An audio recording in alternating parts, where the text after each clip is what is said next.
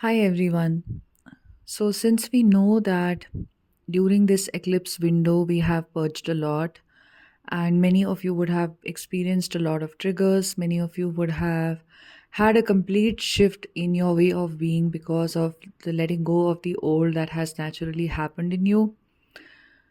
What this signifies today, as we will be going through the solar eclipse, is that we can definitely, set some new intentions for us, how you want your future to be, or maybe if some of you don't want to do that, just write a few positive affirmations about yourself and go deeper into self love because if nothing else, this is a journey which is first of all about self love. And this is something that the divine feminine often forgets, or she just feels that it's a very superficial work that you have to do to come into self love, but it is actually extremely deep work of extreme self acceptance of who you are and allowing yourself to come into power and letting go of all fear, all kinds of fear, conscious and unconscious, that is present in you. So, anything that you can do, something very simple, is of course, to clear your energies today. So, you have a meditative practice, you do that. Of course, in the playlist, if you go to the live playlist, there is, a seven chakra clearing as well as an energy balancing meditation that was divinely channeled that I have shared that you can look into. Just do anything that where you are now ready to let go of the old because so many triggers you've gone through. So if you drink water, even the body will participate in purging. And during the solar eclipse time, no, nothing is eaten because the food tends to age very quickly in the body because everything is happening very fast at the time, when the solar eclipse is happening. So this aging takes place. So even if cooked food is stored before eclipse, it is not eaten after the eclipse is over in the traditional cultures in Indian cultures. So in the traditional Indian culture, it wasn't, it was very meticulously followed. So this is something even you can follow because you're going through a spiritual awakening. You have to be a little conscious of how you're eating and what you're eating and everything, if it is supportive, for your spiritual ascension, or it's bringing you down, because food is a primary source of energy. So yeah, I mean, you can follow that if you're able to follow that, and drink water and be meditative, do some energy clearing. It's a great day to do something small for yourself as a form of self love. What I'm just suggesting is write a few affirmations in your diary, about how you love yourself, how you accept yourself. After that energy clearing, you can walk barefoot on the grass. Some of you who are experienced meditators, this is the day to do your spiritual practice for sure and not skip it, because every kind of an energy support you have today to experience your consciousness as separate from the body and the mind and the whole drama. And with the triggers you've gone through, there is a tendency to get entangled if you're not stable and spiritually rooted in the center of your being. Then it is very common to get swayed by the triggers, to keep leaking your energy onto the karmic triggers around you. So, spiritual centering is what you need to do today if you're feeling triggered. And yeah, like during the eclipse, nobody steps out because the energies are intense, the energies are different, they're unusual, right? In India, the eclipse is happening at night time, but wherever you are in other parts of the world, if you can avoid it, avoid stepping out of your house. Um, there is a whole lot of,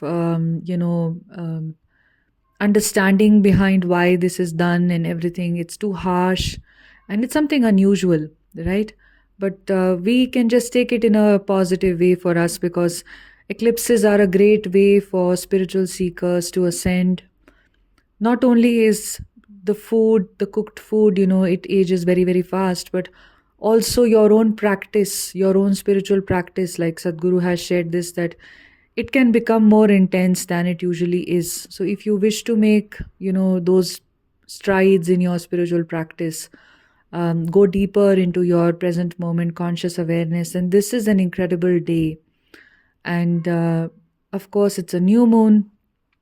That's also why the solar eclipse is happening. So the new moon means that you can begin a new cycle, and with all the old that you have let go of, the old purging of the old way of being. Maybe some of you have enforced stronger and more strict boundaries. Maybe some of you have become very self-dependent. Maybe some of you have gone deeper into surrendering all aspects of your life to the divine flow. Maybe some of you are in that place, where now that the old way of being, your way of acting and reacting is not going to work. There could be something that you all have shed for sure.